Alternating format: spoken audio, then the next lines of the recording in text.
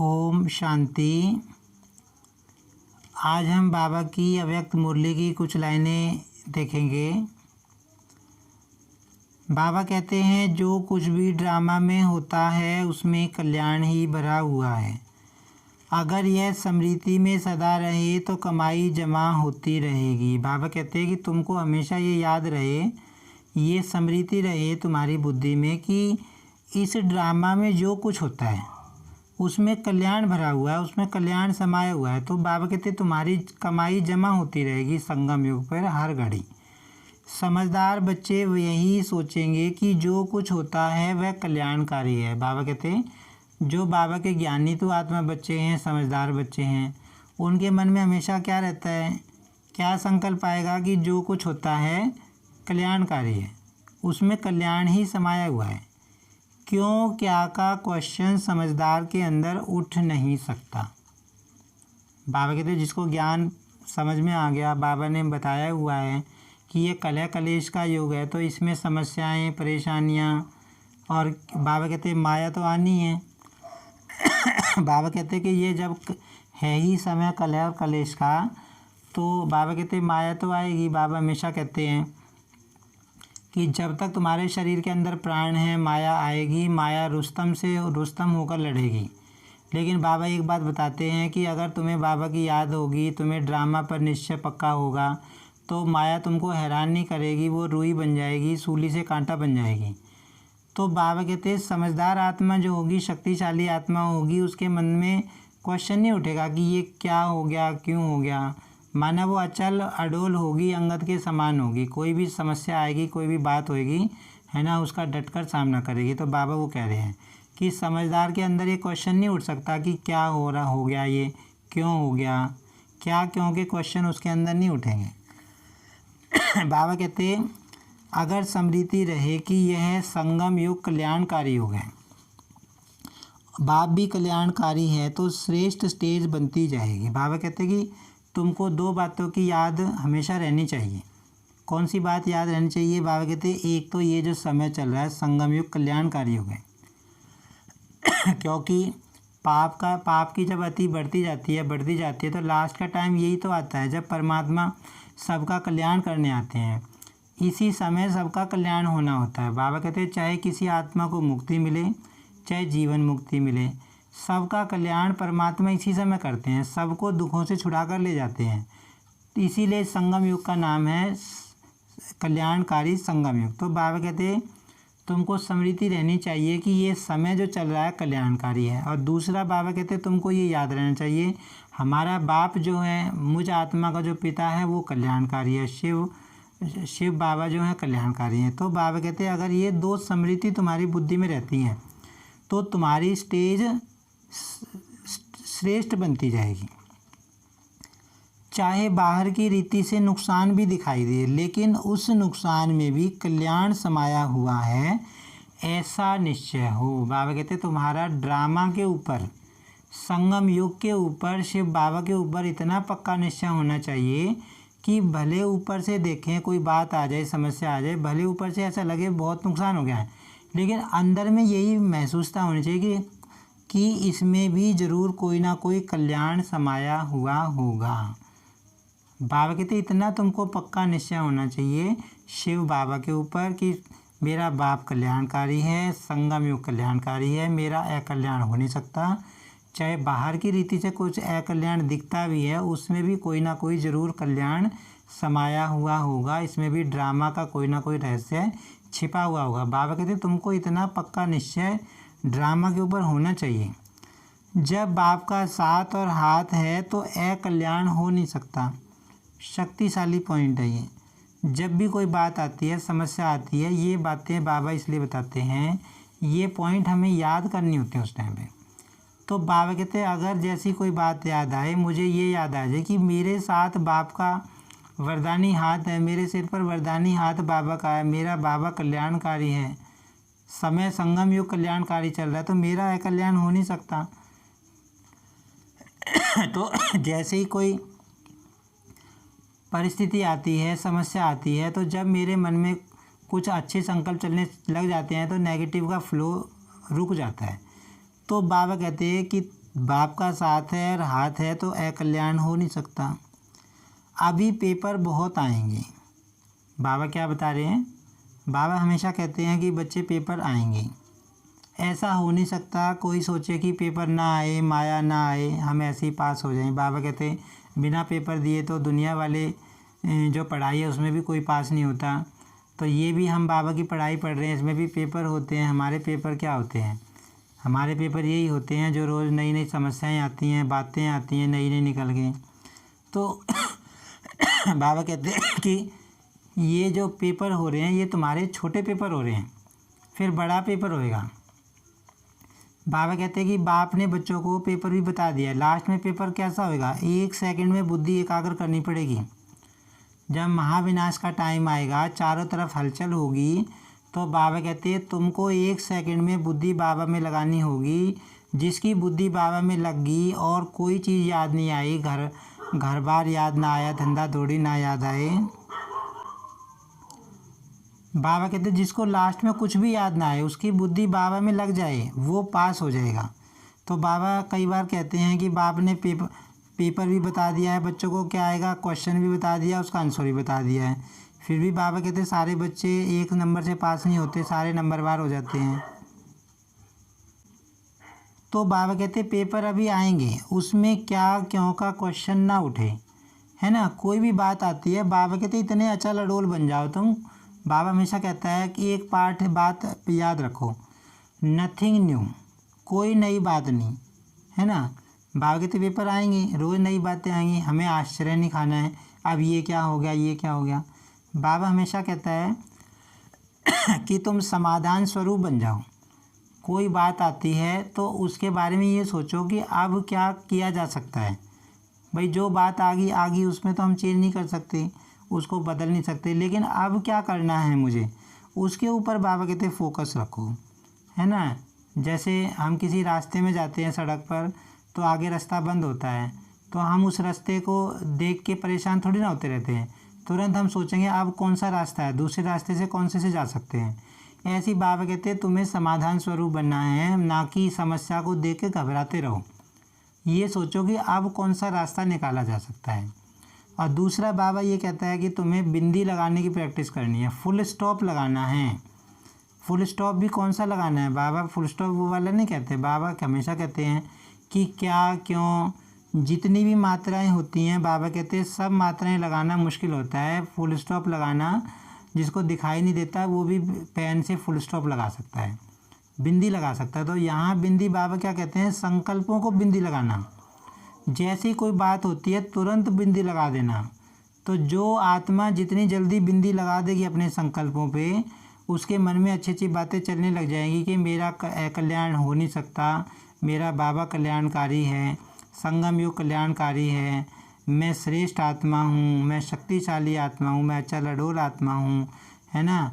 ये पेपर तो आने ही है, कलह कलेश का समय है, ये तो होना ही है। इस तरह के अगर संकल्प चलते हैं तो बिंदी लग जाती है।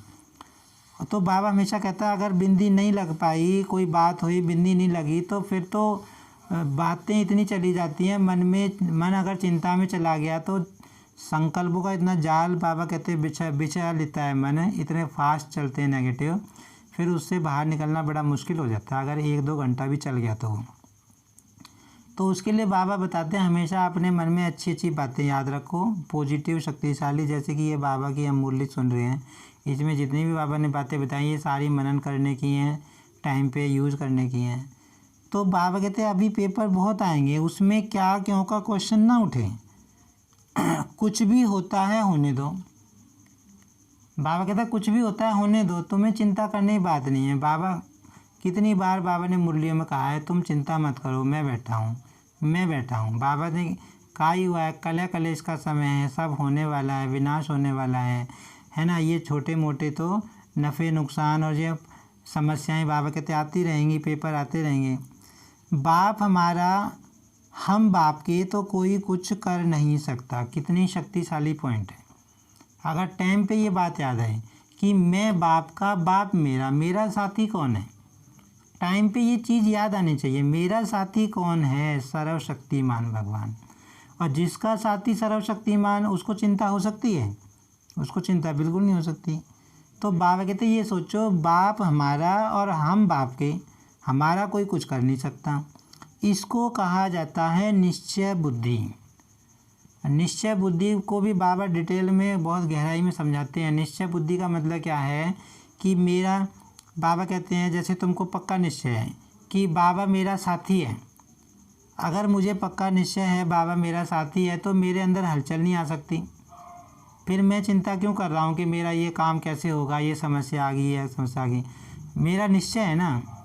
अगर मेरा बाबा पे निश्चय पक्का नहीं है, 100% नहीं है, तब मेरी बुद्धि हलचल में आ सकती है कि हाँ अब कैसे होगा। लेकिन बाबा कहते हैं पक्का निश्चय हो, बाबा पे निश्चय पक्का हो, ड्रामा पे निश्चय पक्का हो, संगम युग पे निश्चय पक्का हो, खुद के ऊपर निश्चय पक्का हो, तब बाबा कहते सफल होंगे। तो बाबा कहते कुछ भी होता है होने दो, तुम्हें चिंता करने की ज़रूरत है नहीं। बाबा हमेशा कहता है कि तुम्हें लास्ट घड़ी तक तुम्हें दाल रोटी मिलेगी, तुम्हें और क्या चाहिए। बाबा कहते हैं संगम युग मौज मनाने का युग है, तुम खाओ पियो मौज करो, तुम्हें चिंता करने की ज़रूरत है नहीं। बात बदल जाए लेकिन आप ना बदलो, यह है निश्चय। बाबा निश्चय की परिभाषा बता रहे हैं कि बात बदल जाए, है ना, माया जो आई है उसका रूप बदल जाए, उसका स्वरूप चेंज हो जाए, लेकिन मैं चेंज ना हूँ, मेरे मन की स्थिति चेंज ना हो, मेरे मन के संकल्पों की दिशा चेंज ना हो। बाबा कहते इसको कहते हैं निश्चय। जैसे अंगद को दिखाया ना अचल अडोल, है ना, रावण सेना का कोई भी आदमी उसको हिला नहीं पाया। तो वो बाबा कहता है कि वो कहाँ की यादगार है, तुम्हारी तो यादगार है भाई। बाबा कहते तुम सब अंगद हो, तुम सब महावीर हो। अंगद किसको कहते हैं भाई? माया रावण की, इस कलयुगी दुनिया की कोई कितनी ही बड़ी सामने समस्या मेरे सामने आ जाए, मुझको हिला ना सके, मेरा एक संकल्प भी बाबा कहते हैं वो तुमको हिलाना, हलचल में ना ला सके, डाइवर्ट ना कर सके। तो बाबा कहते हैं इसको निश्चय कहते हैं। कभी भी माया से परेशान तो नहीं होते हो। अब बाबा क्वेश्चन मार्क लगा हुआ, बाबा पूछ रहे हैं बताओ कि कभी माया से परेशान होते हो? कभी वातावरण से, कभी घर वालों से, कभी ब्राह्मणों से परेशान होते हो? अब बाबा ने 3 बातें बताई।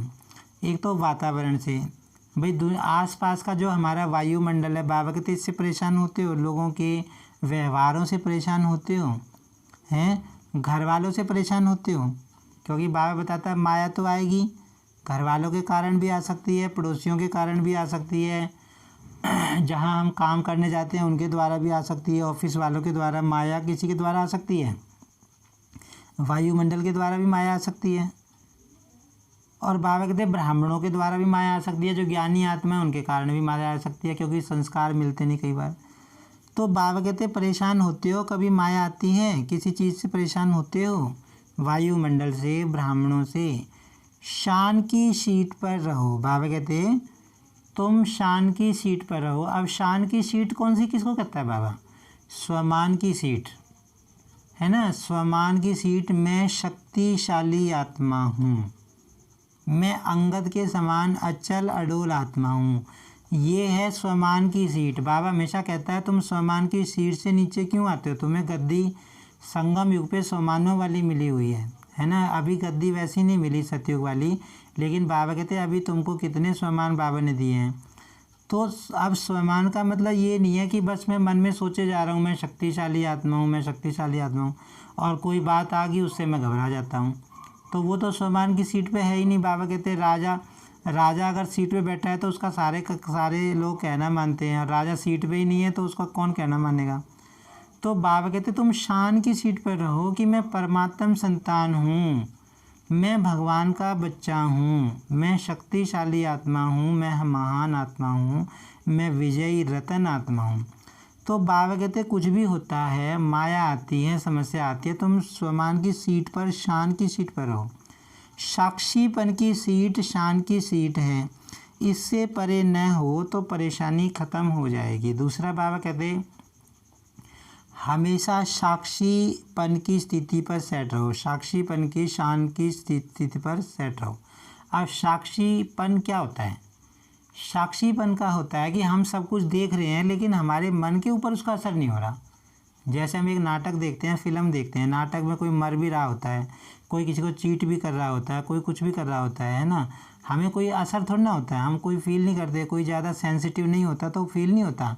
यूँ लगता है हाँ नाटक है, चल रहा है, कोई बात नहीं। ऐसी बाबा कहता है जो तुम्हारे असली ज़िंदगी में जो चीज़ें हो रही हैं ना, उनको साक्षी होके देखो। बाबा कहता है सबसे कितना बड़ा स्वमान है ये, मैं साक्षी दृष्टा हूँ। साक्षी दृष्टा कौन सा होगा? सब कुछ होते हुए उसके मन के ऊपर उसका हलचल नहीं आएगा, मन के संकल्प हलचल में नहीं आएंगे, वो कुछ भी देखेगा। उसके आसपास कुछ भी चेंज हो रहा है, लोग कुछ भी बोल रहे हैं, लोग कैसे रिएक्ट कर रहे हैं, कैसी समस्या आ रही है, कैसी बात आ रही है ना, वो साक्षी होकर देखेगा। जैसे कि ड्रामा चल रहा है, नाटक प्ले हो रहा है। तो बाबा कहते हैं सारी परेशानी ख़त्म हो जाएगी। प्रतिज्ञा करो कि कभी भी कोई बात में ना परेशान होंगे ना करेंगे। अब बाबा प्रतिज्ञा दिला रहे हैं। बाबा कहते प्रतिज्ञा करो, कैसी बात आ जाए, कितनी बड़ी बात आ जाए, हम परेशान नहीं होंगे, हम घबराएंगे नहीं, हम सामना करेंगे, हम बाबा को साथ रख के उसका सामना करेंगे, हम डरेंगे नहीं, हम हलचल में नहीं आएंगे। बाबा कहते प्रतिज्ञा करो, ना तो खुद परेशान होगे ना दूसरों को परेशान करोगे। जब नॉलेजफुल बाप के बच्चे बन गए, त्रिकालदर्शी बन गए, तो परेशान कैसे हो सकते? अब बाबा हमेशा कहता है तुम त्रिकालदर्शी बन गए। त्रिकालदर्शी का मतलब क्या होता है? त्रिकालदर्शी का मतलब है बाबा ने हमको आने वाले काल के बारे में बता दिया, पास्ट के बारे में बता दिया, प्रेजेंट के बारे में बता दिया। अब बाबा ने तो बता दिया भी फ्यूचर में विनाश होने वाला है, और विनाश होने वाला है तो बाबा कहते हैं फिर तो इन छोटे मोटे जो नफ़ा नुकसान या बातें होती हैं इनसे फिर डरना क्या है, जब त्रिकालदर्शी होगे तो बाबा कहते हैं जो आत्मा त्रिकालदर्शी होगी ना, नॉलेजफुल होगी। नॉलेज बाबा हमेशा नॉलेज को क्या बोलता है? नॉलेज हमेशा शक्ति है भाई। नॉलेज बाबा कहते हैं तुम्हारी लाइफ में यूज होनी चाहिए भाई। नॉलेज का मतलब क्या है भाई? बाबा ने ये कहा कि बच्चे विनाश होने वाला है, दुनिया जाने वाली है। अब इस नॉलेज को मैं अपने जीवन में यूज़ करके चलूँ, लेकिन हम क्या सोचते हैं कि हमारे जीवन में सब कुछ एक्यूरेट चले, कोई भी फ्लक्चुएशन ना आए, सब कुछ बढ़िया तरह चले। और बाबा ने वो पहले ही बता रखा वो होने वाला नहीं। ये डरने वाली बात नहीं है। बाबा हमेशा कहता है कि बच्चे ये कलह कलेश का युग है, तुम्हारे सारे जो जन्म जन्मांतर के कर्म भोग हैं वो चुकतू होने वाले हैं। माया आएगी, समस्याएं आएंगी, लेकिन तुमको मौज में रहना है, हलचल में नहीं आना। तो नॉलेजफुल का मतलब है कि मुझे पता है माया आएगी, मुझे सामना करना है, ना कि ये कि माया आ गई हम उसको सोच सोच के घबराते रहे, हम ये सोचते रहे कब ये ठीक हो, कब ये ठीक हो। अब वो तो बाबा ने कहा हुआ है कि ये सारी चीज़ें ठीक कभी होने वाली हैं नहीं, क्योंकि अब तो युग ही चेंज होने वाला है। अभी क्या ठीक होगा? अगर इस दुनिया में ठीक होने वाला होता सब कुछ, इस दुनिया में अगर सब कुछ ठीक होने वाला होता, आदमी के बस में होता, डिसऑर्डर ना होता हो रहा होता, तो भगवान को आने की क्या ज़रूरत थी संगम युग पर? इस दुनिया में टोटल जब 100% डिसऑर्डर हो जाता है, सब कुछ अस्त व्यस्त हो जाता है, पापाचार एकदम अति में पहुंच जाता है, तब तो भगवान आता है धरती पे। तो नॉलेज का मतलब है उस चीज़ को मैं नॉलेज जीवन में यूज़ करके चल रहा हूँ कि हाँ ये चीज़ें होने वाली हैं, मुझे अपना ध्यान रखना है। वो बाबा कहता है कि जो आत्मा नॉलेजफुल होगी, त्रिकालदर्शी होगी, वो कभी परेशान नहीं हो सकती। संकल्प में भी परेशानी ना हो। बाबा देखो कितनी गहरी बात बताता है कि संकल्प भी तुम्हारा हिलना नहीं चाहिए, चाहे कैसी बात आ जाए, संकल्प भी हिलना नहीं चाहिए। क्या हो गया, कैसे हो गया, अब कैसे होगा, हैं? क्यों शब्द को समाप्त करो। बाबा कहते हैं जो क्यों आता है ना, क्यों हो गया, कैसे करेंगे, क्या हो गया, बाबा कहते सब समाप्त करो। क्यों शब्द के पीछे बड़ी क्यों है। क्यों माने बहुत लंबी लाइन है। बाबा की कुछ दिन पहले अव्यक्त वाणी चली थी संडे वाले दिन, उसमें बाबा ने बताया माया के आने का रास्ता है, ये 3 शब्द हैं, क्या, क्यों, कैसे। ये 3 शब्द आए, क्या हो गया, क्यों हो गया, अब कैसे करेंगे। बाबा कहते यहाँ से चेन स्टार्ट हो जाती है नेगेटिव संकल्पों की। और फिर तो अगर एक बार नेगेटिव संकल्प चलने लग गए ना, बाबा हमेशा कहता है नेगेटिव संकल्प फास्ट चलते हैं। एक बार नेगेटिव संकल्प चल गए, 10-15 मिनट चल गए, आधा घंटा चल गए, तो मन की जो हालत हो जाती है, फिर दोबारा बैकअप लाना, बाबा कहते हैं रिकवर करना बड़ा मुश्किल हो जाता है। तो बाबा हमेशा कहते हैं कि शुद्ध संकल्पों से काट कर दो ना तुम नेगेटिव संकल्पों के, शुद्ध अशुद्ध संकल्प चलने ही मत दो, नेगेटिव संकल्प चलने ही न दो। हमेशा तुम स्वमान में रहो, हमेशा अपने मन बुद्धि में ऊपर पॉजिटिव संकल्पों को धारण करते चलो। हमारी बुद्धि में कुछ बहुत अच्छी अच्छी बातें बाबा की, शक्तिशाली पॉइंट हमेशा एट द टॉप लेयर पे होने चाहिए, हमारे मन की टॉप लेयर पे होने चाहिए, जिनका हम रोज़ मनन भी करते हों और बिल्कुल हमें टिप्स पे याद होनी चाहिए 15-20 बातें। तो जैसी कोई समस्या आती है हम शांति में बैठ के एक एक करके उनका मनन करते रहें, जिससे नेगेटिव का फ्लो समाप्त हो जाए। तो वो बातें बाबा बताता है। तो इस मुरली में बाबा ने यही बताया कि तुमको पक्का बनना है, तुमको मजबूत बनना है, माया से डरना नहीं है, समय का ध्यान रखना है, समय कौन सा चल रहा है, बाप हमारा क्या है कल्याणकारी, बाप का ध्यान रखना है। बाबा कहते तुम्हें कुछ भी होता है तुम्हें परेशान होने की ज़रूरत है नहीं, तुम्हें घबराना है नहीं, अंगद के समान तुमको अचल बनना है, शक्तिशाली अपनी स्थिति बनानी है। बाबा हमेशा कहता है तुमको महावीर बनना है, महावीर बन के तुमको सब चीज़ों का सामना करना है, डरना नहीं है। संगम युग मौज मनाने का युग है, खाने का पीने का परमात्मा मिलन मनाने का युग है। बाबा कहते हैं मूझने का युग नहीं है ये। तो इस मुरली की पॉइंट ये जो हमने पढ़ी बाबा की लाइनें, इसमें बाबा ने आत्मा को शक्ति दी है, हमको शक्ति दी है। बहुत सारी ऐसी बाबा की मुरलियाँ हैं जो कितनी शक्ति आत्मा को देती हैं। तो ये जो हम बाबा की बातें सुनते हैं मुरलियों की, जब हम योग में बैठ के इनका मनन करते हैं, यही तो योग है, यही तो शक्ति है। आज भी बाबा ने बताया कि जो शांति की शक्ति है उसका अस्त्र शस्त्र क्या है, शुद्ध संकल्प है। शुद्ध संकल्प बाबा कहते सबसे बड़ी महान शक्ति के यंत्र हैं, शांति की शक्ति की। तो आज भी बाबा ने बताया कि तुम इस शांति की शक्ति का प्रयोग तन के ऊपर करो, मन के ऊपर करो, अपने संस्कारों के ऊपर करो। तो कहने का मतलब क्या है कि बाबा हमेशा कहता है कि तुम्हारे अंदर शुद्ध संकल्प चलने चाहिए, श्रेष्ठ संकल्प चलने चाहिए, जिससे तुम माया का गला काट सकते हो, तुम्हारे अंदर सुदर्शन चक्र फिरना चाहिए। तो ये सारी बातें आज की बाबा ने इन लाइनों में आत्मा को हमको शक्ति दी, जिन पर हम मनन करते हैं, योग करते हैं तो आत्मा को शक्ति मिलती है।